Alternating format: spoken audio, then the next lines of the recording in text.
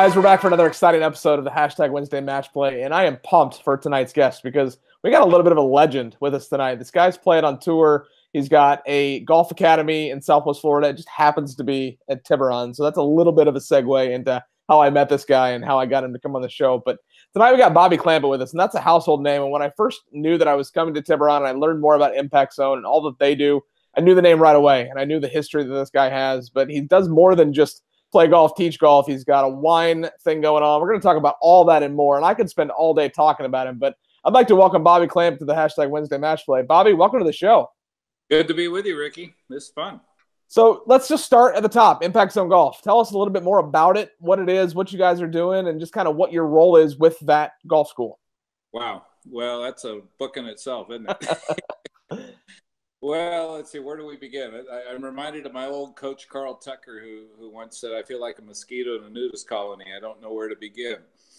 But truly, it's a passion for me. It is clearly what led me to leave playing the Champions Tour and focus 100% on it, because I'm really passionate about helping people play better golf. I feel that part of my story is that I've taken a lot of lessons in my life and had a lot of coaching. Lee Martin, Ben Doyle got me started playing the game when I was a kid, and then I've been around the game, as you can imagine, on the tour, having played over 500 tour events in my life, and been around a lot of the coaches as well, and listened, and kind of dawned on me one day that I felt that everybody kept talking about the right positions to be in the golf swing, and that the coaches always were talking about this position and that position, and they couldn't come to grips with what were those truly right positions. And in some cases, a lot of cases, players would get in those positions and it wouldn't help them any. And certainly in my case, when I tried to retool my golf swing back in the early 80s, and I was already a top 20 player on the PGA Tour for the first 2 years, and tried to retool my golf swing to fit the mold of some of these instructors, and it actually hurt my game. I went the opposite direction, and a lot of players have. So it kind of lingered in my mind over the years, is there a better way to teach the game? If I had to do it all over again, would I have done it differently? And it really landed upon an aha moment when I was working at CBS, and we had the Bishop Swing Vision camera that had been recently introduced onto the show. And I was actually looking at some of the best players in the game and seeing some of these, quite frankly, odd swings. You know, Jim Furyk and Bubba Watson and Corey Pavin. I played a lot of golf with Lee Trevino, Arnold Palmer, Jack Nicklaus, Gary Player, Fuzzy Zoller, Jim Thorpe. I mean, a lot of really odd, different golf swings that were really functional. Think about the guy that took Tiger wire to wire when Tiger first came out, Ed Fiore, the gripper, with that funny grip, and Paul Lazinger with his strong grip, and Bernard Langer, who also had a strong grip, and Ray Floyd, who wrapped it all the way around his waist on his backswing. All these weird swings that were working so well. Yet all the coaches were talking about, no, you got to be in this position, this is the way to get it done. And it led me down a road to study impact. And what I came across was that the impact of all these great players is virtually the same, though their style of getting there really varies a lot. And I felt like I had a story to tell, and so I wrote my first book called The Impact Zone. And that came out back in about 11 years ago, 2007.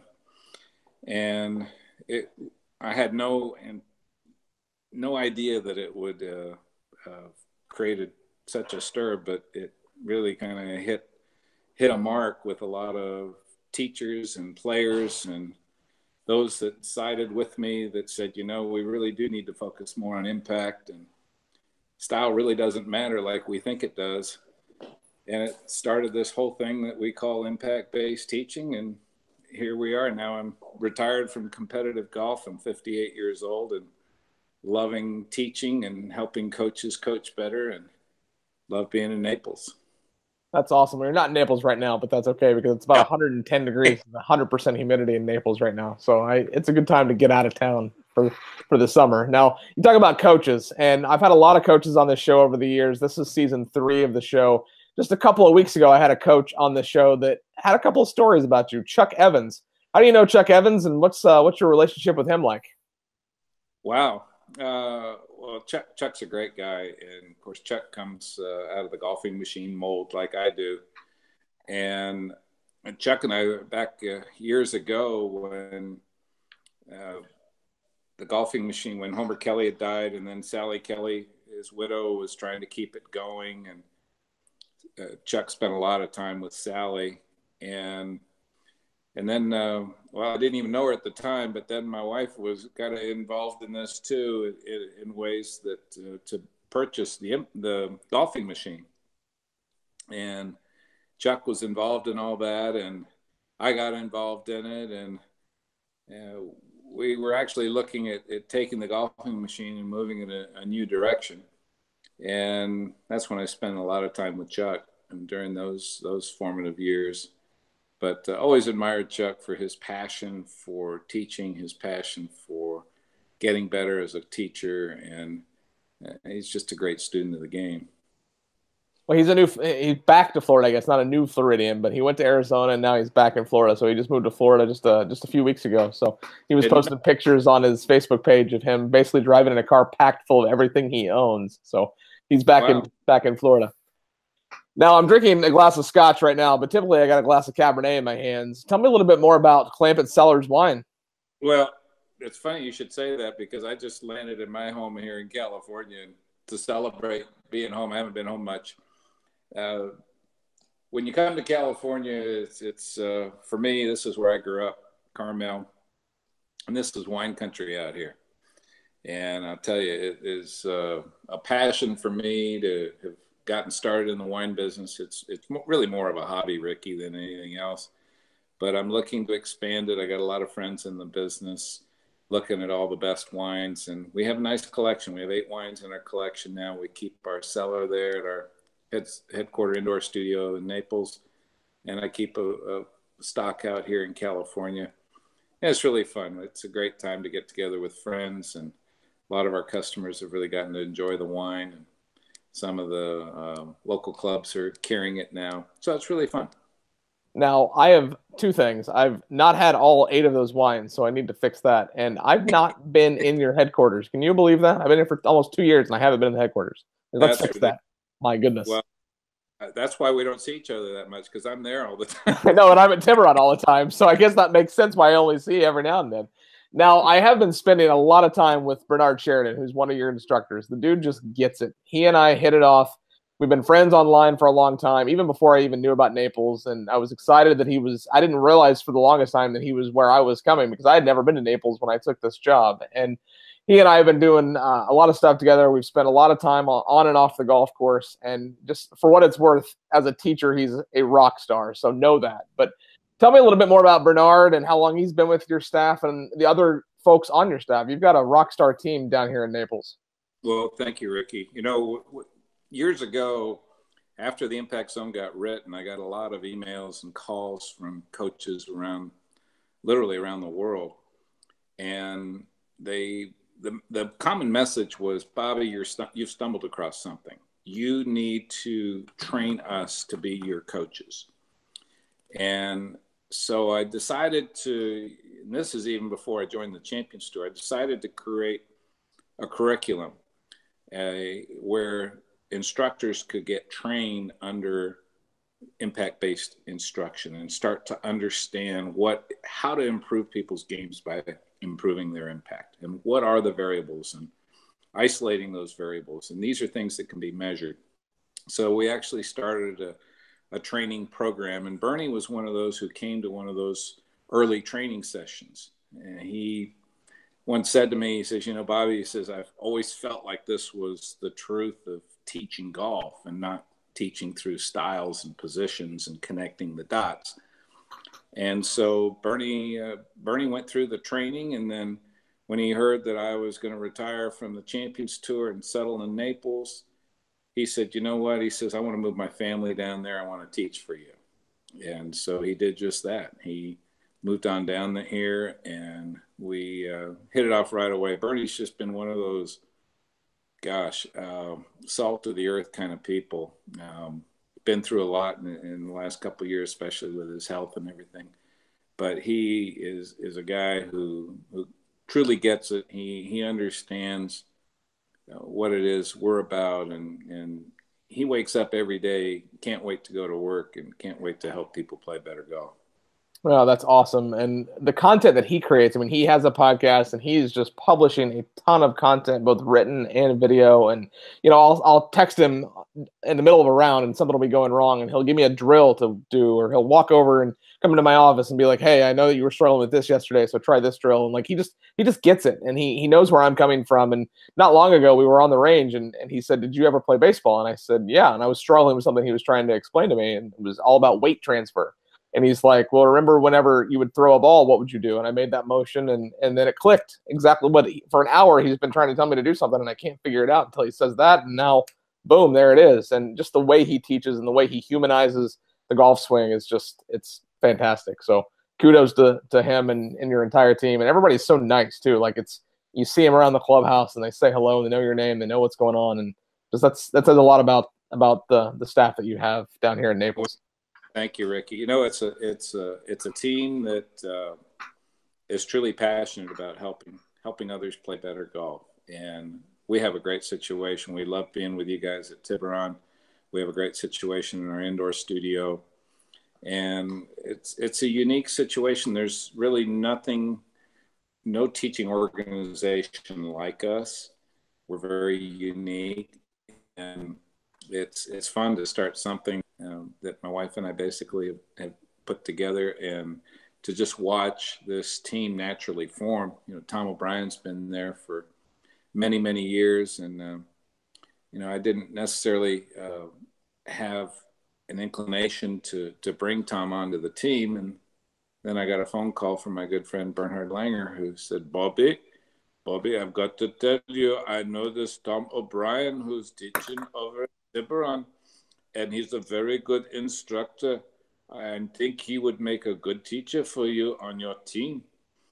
And when Bernhard says something like that to me, I listened. So clearly I brought Tom on, and it's been really fun to watch the team grow and the programs grow, and watch Ellen with her women's programming now, and the juniors, and the drive, chip, and putt competitions, and the PGA junior camps. And Rick Smith had a nice thing going there for years in the old days, where he had a lot of juniors and was doing a lot of good for the game. And Rick's no longer there, and I've known Rick since I was 15 years old. We've been good friends, and I really wanted to bring that back to Tiburón and to bring it back to Naples and watch the game grow through our youth. It really is the future of our game. Now we're in the midst of our U.S. Kids Junior Tour that we run as well. So it's really fun to watch that happen and see the game grow with the local kids. Now, you mentioned the headquarters that I don't even know where it is. Don't even tell me. I don't even want to know. I need to find it and come inside and see what's going on in there. But what percentage of lessons are you doing outside of Tiburón on the range and inside the studio there? I call it across the street. It might not even be across the street, but that's what Bernard always says. It's across the street. So what percentage of lessons are you doing there versus at Tiburón? It's 10 minutes away. I personally prefer to teach in our indoor performance center. And the reason is because the environment, everything's there. We have all the camera systems, the swing catalyst systems, the launch monitors. We have both TrackMan and Foresight. We now have a simulator where we can actually do playing lessons and play Pebble Beach now. We're bringing in K-Coach and can do biomechanics and relate the movement of the body to what that created that particular impact. And then we have a full putt lab. So we can go and isolate all the variables of every part of the game in an indoor environment. So the weather's always perfect. The lighting's always perfect. Everything's always perfect. And we get more done in a shorter amount of time with our students. And quite frankly, the students want to keep coming back and into the indoor studio because it's an environment in which learning really does take place. And it's a special place unlike anything that's ever been out there before. That's really cool. And now that I know that the wine's there, I'm going to tell Bernie, like, hey, no more lessons on the range. We're going to go over there and check out the indoor space. And Now, now our club fitting partner, Club Champion out of Chicago, just moved in awesome. February. And so, they're the largest custom club fitting company in the world, really do it well. And they've really made our clients really happy. So tour, you played a lot of events on tour. What's the most memorable round you ever played on tour? I know that's not possible to probably pick, but what's the first thing that jumps to your mind when you think about all of the rounds that you've played on the PGA Tour? Well, the first one that runs into my mind was it was an unusual week. The Legends of Golf was played in Savannah Harbor Resorts a few years ago, and I was not eligible to play in that because you have to have won X number of tour events and major championships, and I didn't have that kind of resume. But I had gotten off to a pretty good start in the early season, and I had 4 top tens in my first 5 starts that year.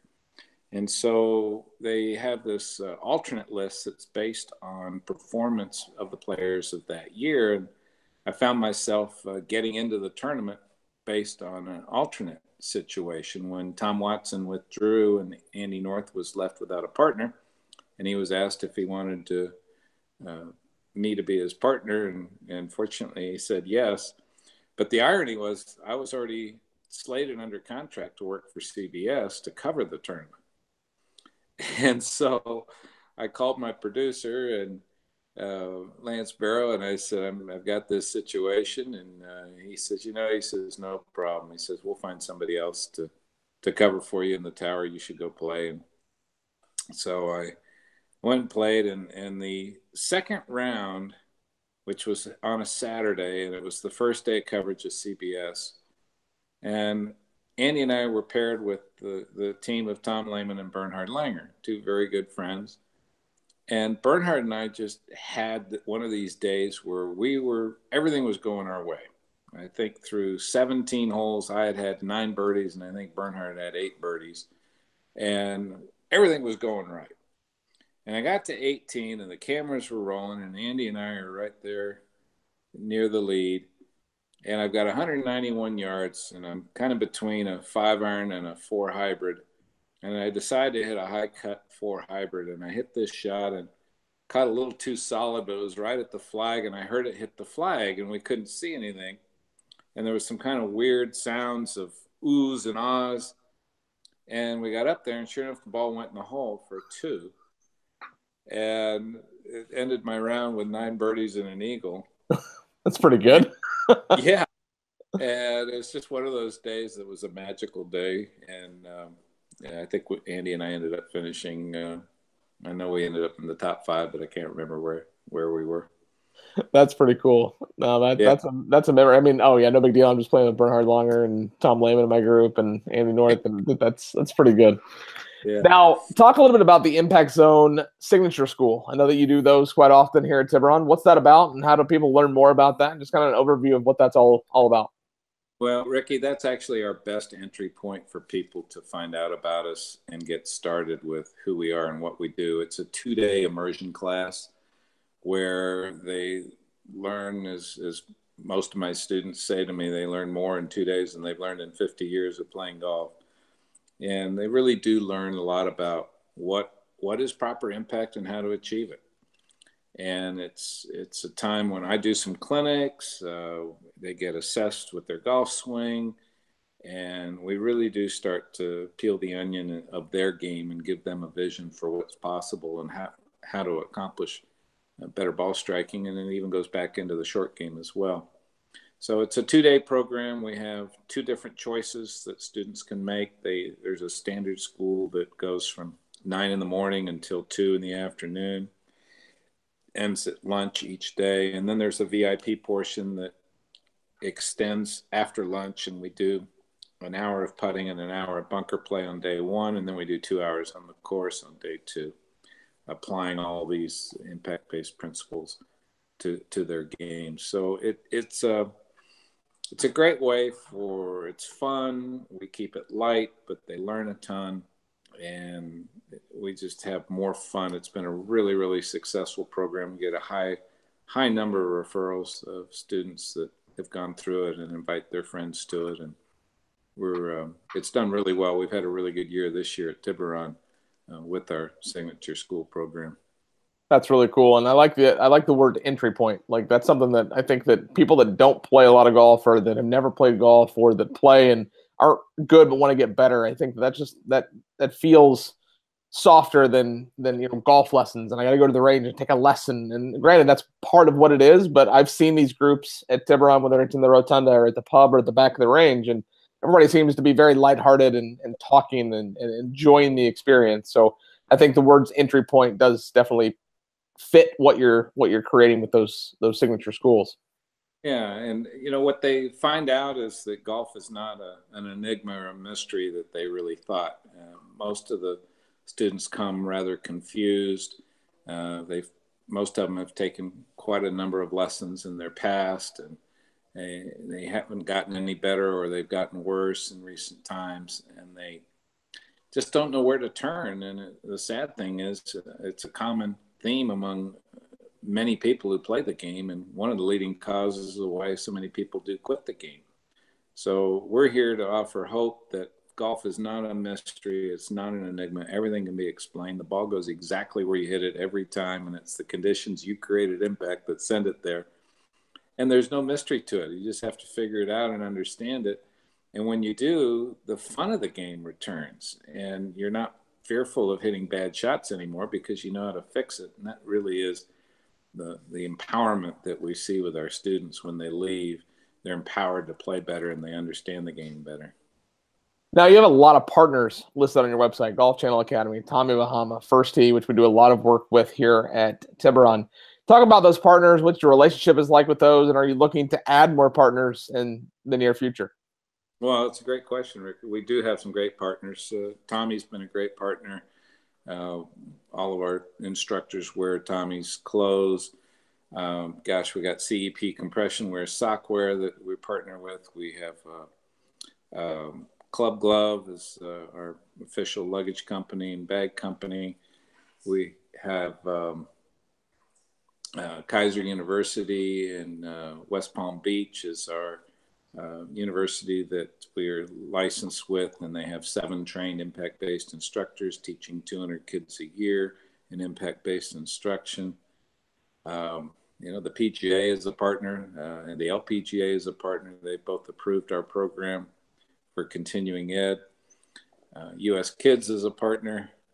Gosh, it just, and then all of our training aid partners that have produced great training aids to help people produce better impact. So whether it's Impact Snap, or whether it's the Toolbox, or Orange Whip, or a number of other products, Super Speed to get more club head speed, all these things work together, and they're all our partners. And the whole purpose of it is to help people play better golf, and whatever their need is, that's what we're there to do.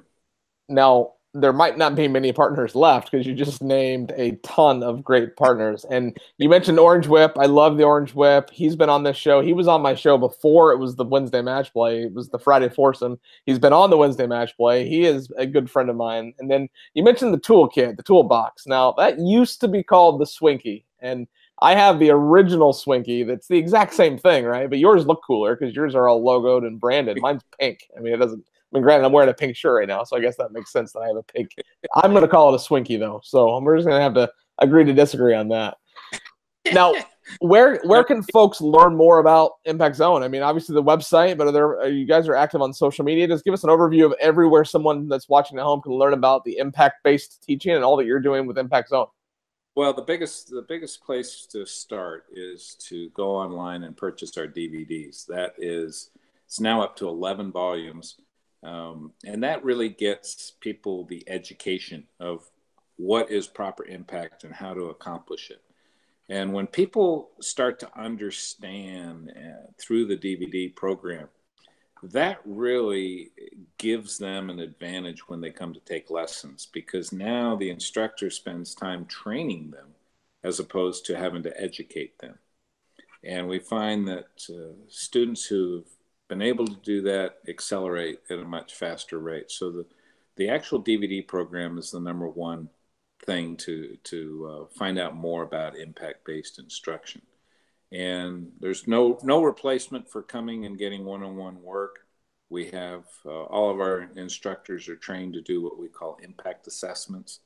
That's a 1-hour program that they come in, and we go through the 5 dynamics with the student and give them a vision for their future. And the golf school is the number one entry level point to our programs. But there's lots of information. Of course, we've got the website and everything else out there, but there's nothing like seeing us in person.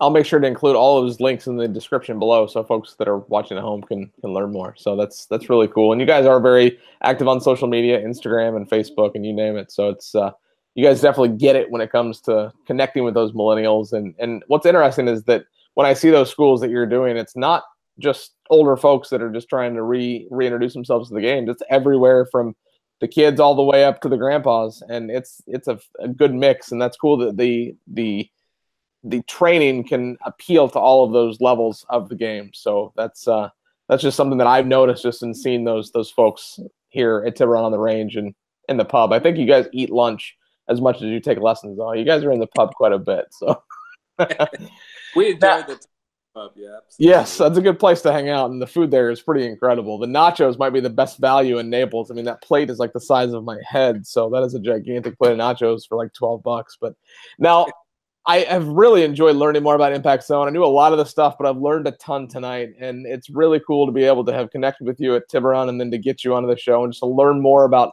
everything you're doing. I'm working now, like I said, with Bernard, and we've got an awesome relationship that is only getting stronger. We actually have a lesson planned tomorrow, so we're going to go out and spend some time tomorrow. And that was the front nine, as I like to call it. That was the business stuff. So let's have some fun on the back nine. You ready for your back nine? Sure, let's go to the backside. What is your favorite golf movie? And I'm curious your response to this. The greatest game ever played. See, that's come up a lot recently. I haven't seen it in a long time, but I need to watch it again because I've seen it, but I don't remember it being like memorable. I think Shia LaBeouf is in it, right? Yes, that's exactly right. Okay. So I remember the bits and pieces. Have you seen Tommy's Honor? Yes, I have seen Tommy's Honor, and that's a wonderful movie as well. There's so many great golf movies, aren't there? But to me, 7 Days in Utopia I also really liked. I like that a lot too. Not a real popular movie, but one that has deep meaning. And I like the movies that have those kind of deep meanings. Legend of Bagger Vance was fun too. I joke sometimes when I ask that question. Don't say the Legend of Bagger Vance. No one's ever said that, but I'm glad that at least got some honorable mention tonight. Like, that's good. Yeah. Honorable mention for Legend of Bagger Vance. Yeah. But I having grown up with Eddie Lowry, and he was such a figure here in Pebble Beach, and to watch that whole story unfold, the Francis Ouimet Eddie Lowry story unfold with the U.S. Open, is just such a great story. And to watch it, the way they produced the movie and the way they delivered it was something. I can watch that movie 10 times a night. I love it. So I think I know the answer to this, but what's your favorite PGA Tour major? Favorite PGA Tour major is definitely the Masters. That's what I was going to guess. Yeah.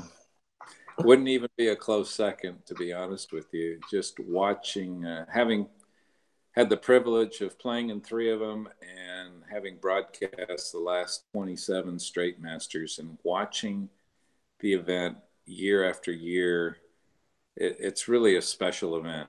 It's unlike any event in all of sports or anything else for that matter in the world. There's nothing that even comes close to it.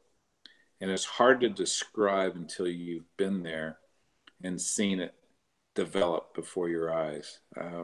Even this year, I was going to do some shopping in the new pro shop, right?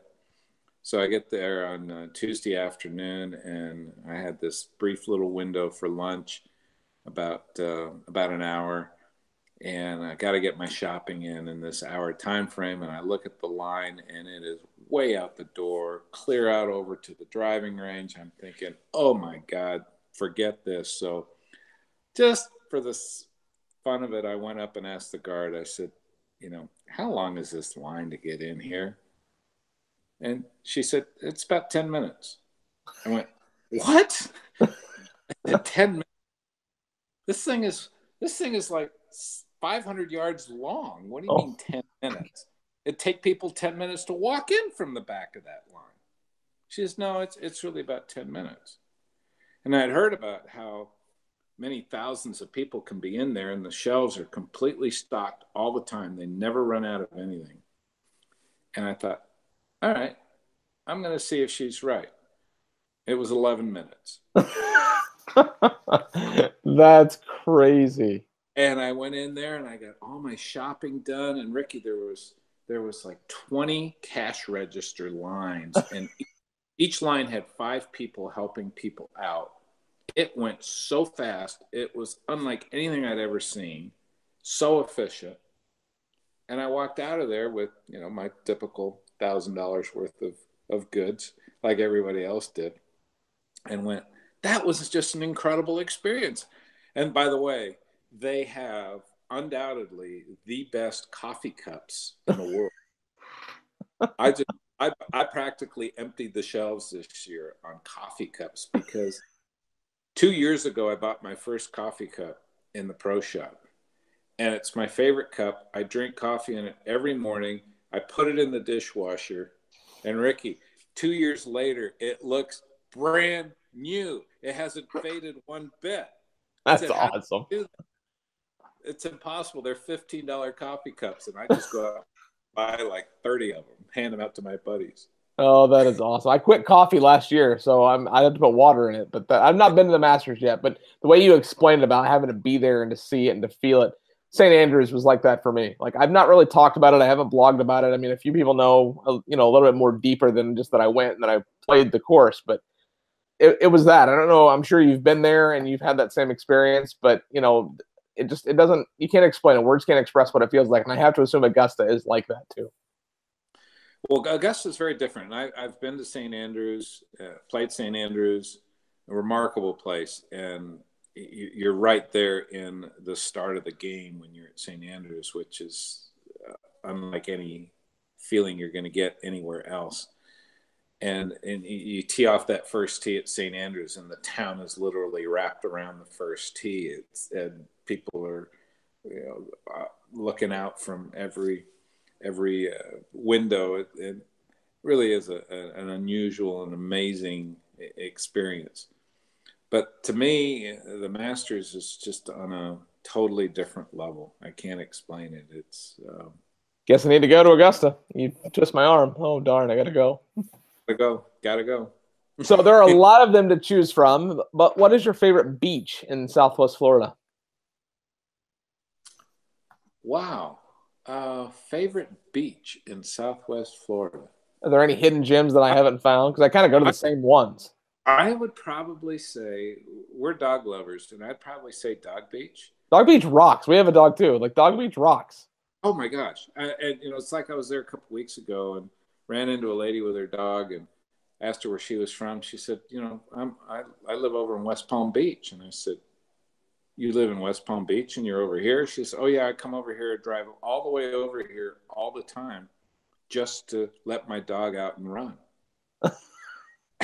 No dog beaches on the other coast, I take it. No dog beaches on the other coast. Wow. It's incredible.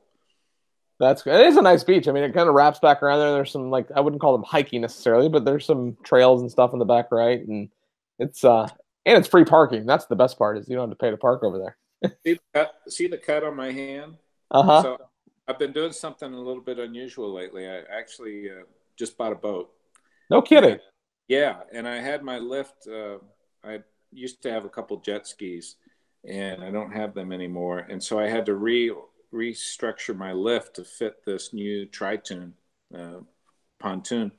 And so now I'm all set up. So, my daughter's getting married in 2 weeks in Naples. So we're going to have the whole wedding party on the boat and everything else. So I'm about to explore a lot of beaches I haven't been to yet. And I'm That's looking cool. Yeah. That's cool. What golf ball are you currently playing?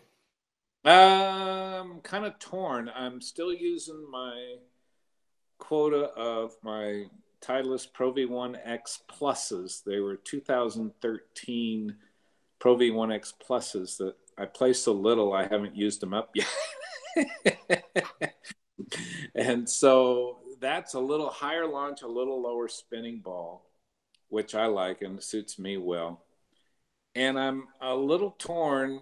2017 Titleist really confused me because I always wanted a ball that spun a little less because I'm a high spin, low launch guy. I need a high launching, low spinning ball.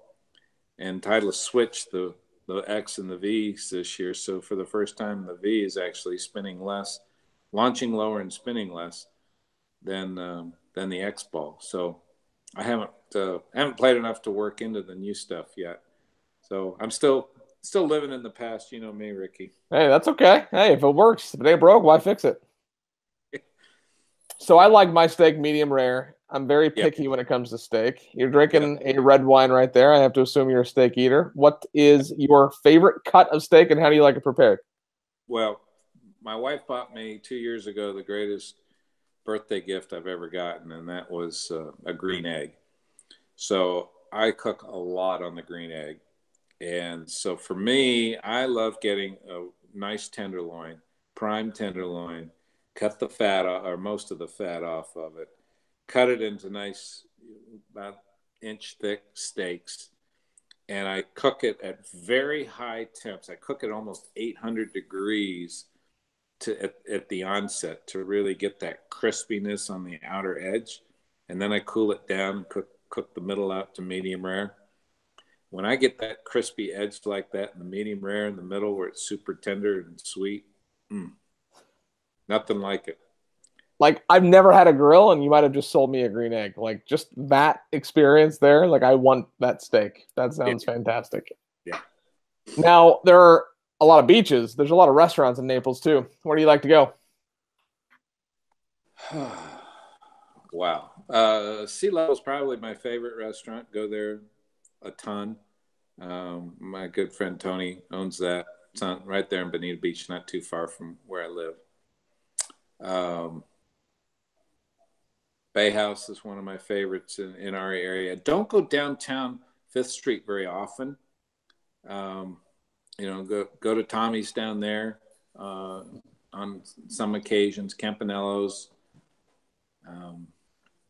But it's tend to stay more, the traffic is. So for us who live up on Bonita Beach, to drive down to Naples is a pretty long drive during season. Yes, it is. When it takes me 17 minutes to get home now and it takes me an hour and a half in season, I can totally relate to that. Yeah. Yeah. So, those are probably our favorite hangs. Cafe Figaro is another favorite little hang. It's close to our office. Love the people there. Alex and Natalie and Nick do a great job there. So we go there quite a bit too. Now, feel free to say Tiburón if you'd like, but what's your favorite course in Naples? You say you don't play a lot of golf, but if you wanted to just say Tiburón, that'd be fine. I will say this, that personally, I've never been a huge Norman Design fan, but the Gold Course is my favorite course that he's ever designed. And, I look back on fate is kind of strange, isn't it? That I think it's about 10 years ago when I first started coming to Naples to cover the Shark Shootout for CBS. And I would sneak out in a cart late in the afternoons after the telecast and go play. And I fell in love with Tiburón. I thought, my gosh, this is some kind of project. And then when Rick was teaching there, he actually helped coach my son a little bit when my son wouldn't listen to Dad.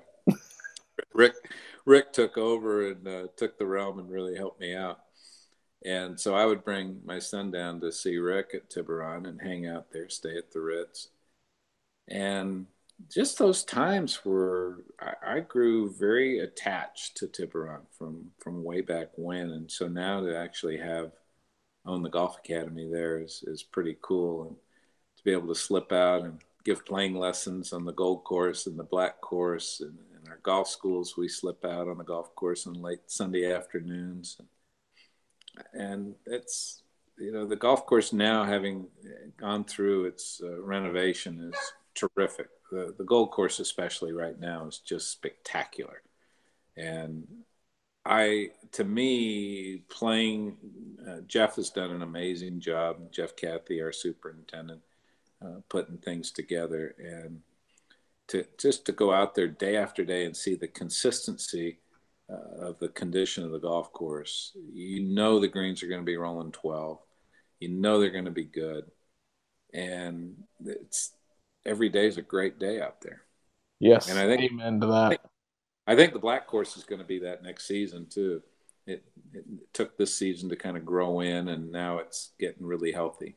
Yeah, Hurricane Irma and 145-mile-an-hour winds did not help the initial start of the black course. But yeah, I think that when we can get the greens and the black to match the greens and the gold, it's going to be, because they're two totally separate layouts, right? Like, you don't even think you're in Florida when you're on the black course, and yeah. It's just two totally different golf courses. And when they are at their peak, it's already a special place, but it's going to get even better whenever the black course gets to the level that the gold course is currently at. I was playing the black the other day and really appreciated how much work the crew's done outside the landing areas, in the trees and the brush, and taking out so many of the palmettos. My gosh, you can find your balls now. And I love that about golf in Florida, when you can find your golf balls. Too many courses have so many palmettos that as soon as you hit it in the rough, you might as well just re-tee it, and that's frustrating. Yes, it is. And I will say, you're still playing balls for 2013 though, so it might be okay if you lost a few of yours though. So maybe that would work well for you. The problem is, if somebody finds one of my balls, there's very few Pro V1X pluses being played. So I'll know whose it is if I see one. That's yours. Know whose it is. That's right. Now, and everyone, Tiger, he's all around the room. I drive a red and black car because he wears red on Sundays. I'm not kidding when I say that. I am his biggest fan. Be careful how you answer this, but do you think he breaks Jack's record? Why or why not?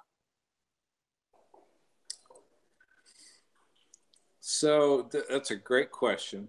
I've never doubted for a minute that Tiger wouldn't break Jack's record, and I'm still not doubting. There have been a lot of naysayers, and I've known Tiger since he was 16 years old. I've been his agent. First agent was my first agent. His college coach was my high school coach. We both grew up in California. He broke a bunch of my records, that son of a gun. But the reality is, he's the most amazing talent in the history of the game.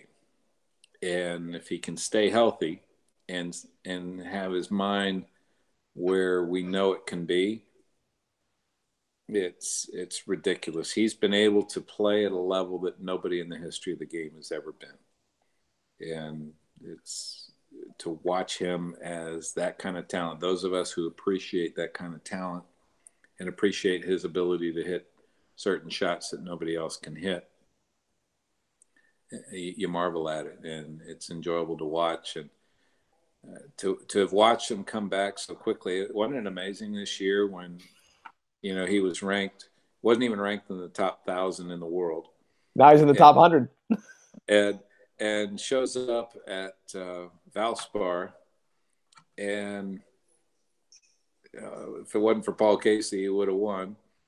And the way he played, though, the shots that he was hitting down the stretch, it was vintage Tiger all over again. And then at Bay Hill, outside of the tee shot on 16, he was right there again. Think about this. It wasn't 8 months ago. He was on the side of the road at 3 o'clock in the morning getting arrested for a DUI, and he looked like he was about ready to – he hit rock bottom. That wasn't that long ago. Yeah. And now he's hitting a 4-iron 300 yards down the middle of a fairway, and he's competing in tournaments. And I've said all to this point this year, I don't need him to win a major this year. I'm not even sure I need him to win. But this is the year of reps, to where he's going to get the reps. He's going to get his footing back, because he's been 3 years without playing, maybe even closer to 5 years without really playing a lot of competitive golf. And if and when he wins his next tournament, not just his next major, that'll be the start of the greatest comeback in professional sports history, in my opinion, and especially when he wins his next major. And I just can't wait for that interview when he wins his next major championship. And I want it to be just like old times. Normal. I played good this week. I hit the ball good. I putted well, and here we go. And I love the answer. That's not just no, he's not going to break the record. And the guy's 42 and he hits a 4-iron further than I hit my driver downhill downwind. So I need a cart path to hit my driver as far as he hits his 4-iron. So that's that. His clubhead speed's about the same as my ball speed, so I can relate. with a back that's been operated on 4 times in the last 18 months too. Keep that in mind. I mean, that's just ridiculous. Yeah. And your last question of the hashtag Wednesday Match Play presented by Eat Sleep Golf is, what's next? I mean, you're out in California right now, but what's next for Bobby Clampett? Well, that's a great question. So we're going to be here for the next 10 days, and then we're going to make our way back to Naples, and I'll be teaching out there last 2 weeks in May, and then the first week in June. My daughter's getting married, so we're going to be through that whole thing. First one of our 5 kids to get married, and our youngest. So it's kind of unusual. Yeah. Well, I'll be doing some golf schools remotely. My wife and I are both pilots. We fly our plane back and forth from Florida out here to California and then go back. And I've got some annual private coaching students now that I'll stop in and actually work with them. I was just in St. Louis day before yesterday working with one of my students. And so we'll continue to do these kind of things and really enjoy this time of year. Of course, I enjoy the season too, but the season's busy, and it's nice to have a little bit more time to relax. We do a lot of hiking out here in California this time of year, and it's good to be with the family and friends that we have out here too. That's awesome. Well, Bobby, thank you so much for coming on the show. This has been a fantastic conversation. It's great to learn more about Impact Zone and all that you're doing. And I'm going to keep plugging along with Bernard, and I always enjoy seeing you out on the course. I mean, the last time you showed up, I hit the ball straight down the middle of the fairway like 6 times in a row. So feel free to come watch anytime you want whenever I'm taking a lesson. But this episode of the hashtag Wednesday Match Play is going to be on YouTube forever. So hopefully we didn't say anything too embarrassing. It'll be on iTunes. It'll be on Google Play and a podcast. If you haven't subscribed to the podcast, for everyone watching at home, click the subscribe button down below. Would love to have you watching this episode and many more to come. And I am just so excited to have gotten to learn more about you and to meet you and have to have befriended you over the last just couple of years that I've been at Tiburón. I look forward to many more years learning from you. And as always on the hashtag Wednesday Match Plays, you have to remember to eat, sleep,